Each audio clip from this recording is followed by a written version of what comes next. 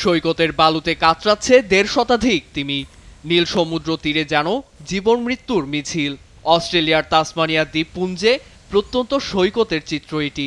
বুধবার যেখানে মাছ ধরতে আসা এক পরিবারের ক্যামেরায় ধরা পড়ে আটকে পড়া তিমিগুলোর এমন বেহাল দশা। সামুদ্রিক বিজ্ঞানীদের মতে শিকার শেষে উত্তর পশ্চিমাঞ্চলটির তীরে আটকে পড়ে তিমিগুলো, যেগুলো লম্বায় ৬ থেকে ২০ ফুট আর ওজনে ৫০০ থেকে ৩০০০ কিলোগ্রাম। আটকে পড়া তিমি বাঁচাতে মরিয়া বন্যপ্রাণী উদ্ধার কর্মীরা। এখানে ১৫৭টির মতো তিমি আটকা পড়েছে।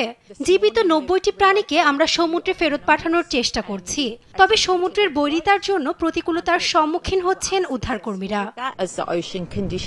এসব তিমির ভাগ্যে শেষ পর্যন্ত কি অপেক্ষা করছে এ নিয়ে দুশ্চিন্তায় প্রাণীবিদরা।